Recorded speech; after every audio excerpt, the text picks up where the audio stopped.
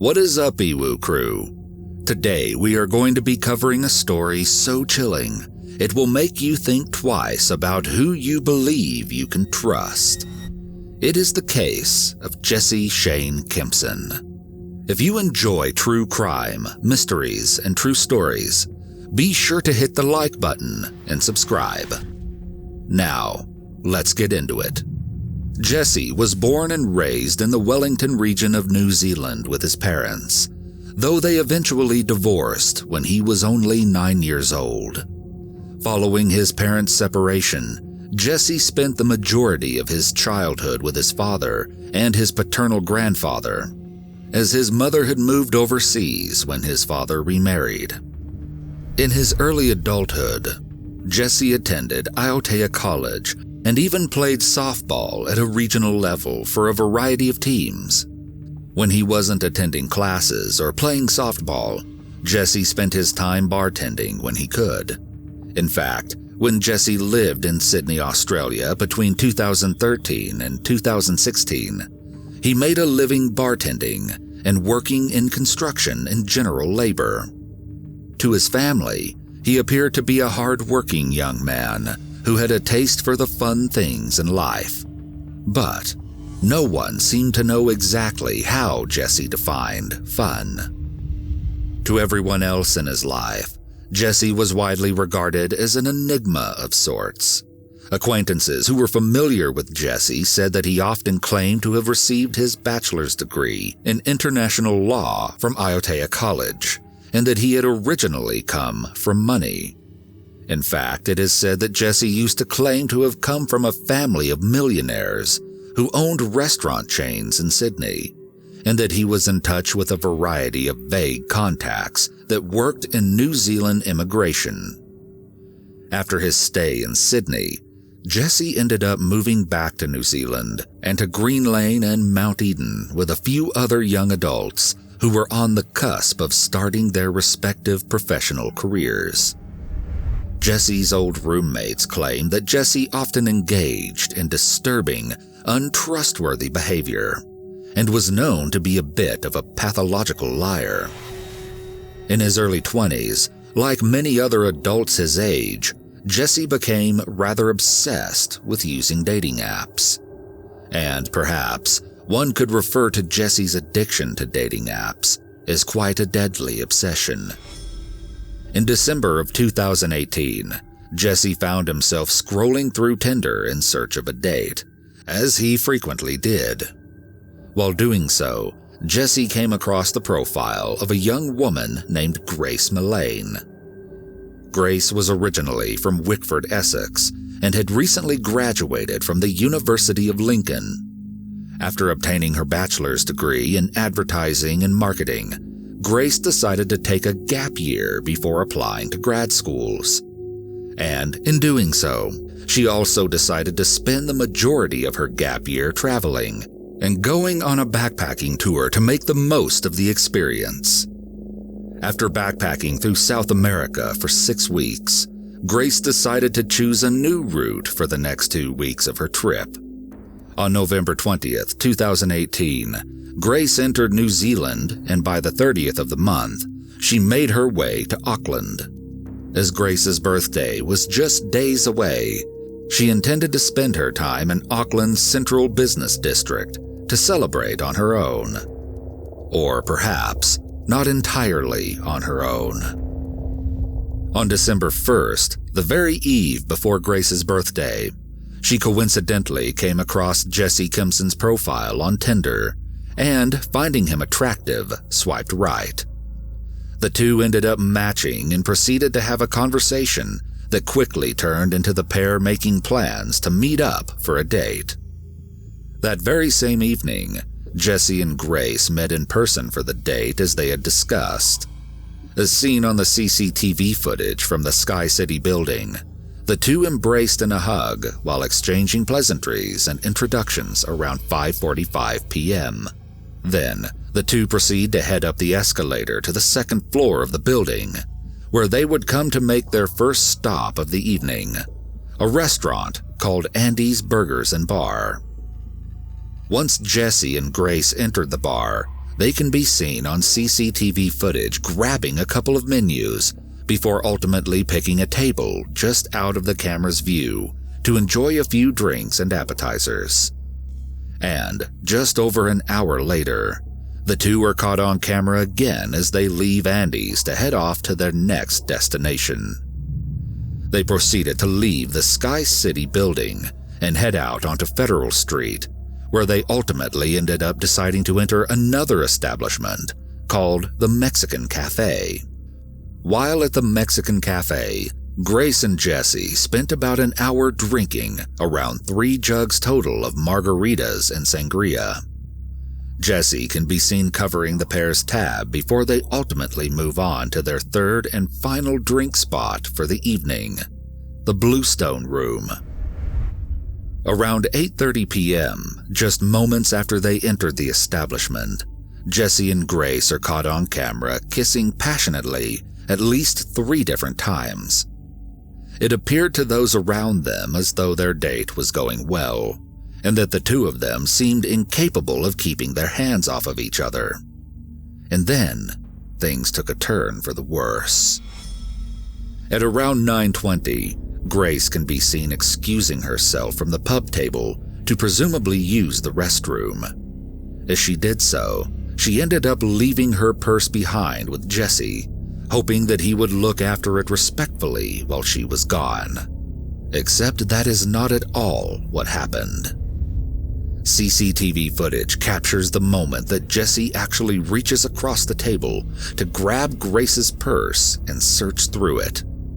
Finding whatever he had been in search for, Jesse slips what we assume to be some cash into his pocket from Grace's handbag before she returns to the table. And, as concerning as that was, it did not end there. Once the two exit the Bluestone Room, they can be seen walking down the street until they ultimately end up at the City Life Hotel on Queen Street around 9:40 p.m. Jesse and Grace proceeded to book a room for themselves to spend the night together, and were even captured getting into the City Life Hotel elevator from the lobby just moments later. Once the two arrived on the 3rd floor of the hotel building, they exited the elevator and presumably headed off to the room they reserved. And unfortunately, that CCTV footage from mere hours before her birthday was the last time anyone ever saw Grace Millane alive. The first indication that something had gone horribly wrong was when Grace failed to respond to her parents' text messages and calls in which they intended to wish her a happy birthday. Not only was that kind of behavior regarded as rude in her household, it was also completely out of Grace's character. As the entirety of December 2nd, 2018 came and went, and Grace's parents still had not heard from her, they knew that something must have happened. Wanting to ensure that they did not overreact, they waited 3 total days before contacting Auckland police and reporting Grace missing. While Grace's parents tried tirelessly to get into contact with their daughter, Jesse rented a red Toyota Corolla hatchback from a rental car company in central Auckland. By the time Grace was officially reported as a missing person, a public appeal was issued, and all of Auckland was on high alert in search for the foreign backpacker who seemed to have vanished into thin air. But what really happened to Grace Millane after she stepped off of the elevator at the Sky City Hotel? According to Jesse, he and Grace had engaged in rough intercourse that ultimately went too far, resulting in Grace being choked to death at Jesse's hands. But, according to Jesse's own phone records, something else happened entirely. Evidence was found that proved Jesse had taken intimate photographs of Grace's lifeless body after having killed her. Then, instead of reacting in a panic as he would have if her death had been an accident as he claimed, Jesse proceeded to search for disturbing content online, while Grace's body lay at his feet. Then, Jesse looked up the Waitakere Ranges, a rural location just a 45-minute drive away from the hotel. As we mentioned, Jesse rented a car while Grace's parents tried to determine if their daughter was in danger. But before he did so, he was seen at a local store purchasing a large suitcase with wheels. Then, Jesse made his way back to the hotel to drop off the suitcase before heading back out to purchase various cleaning products. After successfully renting a car and returning back to the hotel room to drop off the rest of his purchases, Jesse is captured on CCTV later the very same afternoon, meeting up with another woman at a bar. The other woman, authorities concluded, was another date that Jesse had arranged on Tinder. All while Grace's lifeless body remained on the floor of Jesse's hotel room. While on the date, the woman who has remained unnamed claimed that Jesse made a comment that, quote, "Police dogs cannot smell dead bodies if they are buried more than 4 feet in the ground." Later that very evening, Jesse was once again spotted on the camera in the hotel's elevator, borrowing a dolly to move 2 suitcases out of the hotel, one of which contained Grace's naked body that Jesse had folded into a fetal position until it fit. Jesse then proceeded to exit the elevator on the first floor and roll the dolly out of the hotel's glass doors. He is seen loading the suitcases into the red Toyota that he had rented earlier in the day. After doing so, he returned the dollies to the hotel and exits once more before driving away from the scene of the crime with Grace's body in tow. Jesse ended up burying the suitcase with Grace's body in a shallow grave in a forest area near Scenic Drive in the Waitakere Ranges, the same location he had been looking into just moments after taking her life. And by the time anyone had realized that Grace was missing, Jesse was already returning to his normal routine. On December 7th, Grace's father, David, was able to fly into Auckland to demand information and answers from local police. At that moment, police had also managed to identify a male companion that they believed to be with Grace in her last moments, 26-year-old Jesse Shane Kempson. Later the very next day, Jesse was taken in for questioning regarding Grace Millane's disappearance. Throughout the questioning, it was clear that Jesse could not directly answer questions regarding the suitcase that he was seen carrying on CCTV. After the interrogation with Jesse, police publicly announced that they were treating the disappearance as a murder investigation, and Jesse was formally charged with Grace's murder. At the time, due to New Zealand law, his name was not publicly released. After further investigation, police were able to locate Grace's remains in the Waitakere Ranges shortly after 4 p.m. on December 9, 2018, a little over a week after her death. Jesse Shane Kempson was on trial 3 separate times. During the first trial, Jesse was convicted of murdering Grace Millane in December of 2018. He was then sentenced to 17 years in prison. At his second trial, Jesse was found guilty of, quote, sexual, physical, and financial abuse of a former girlfriend who had stepped forward after seeing Jesse's name in the news for the murder of Grace Millane.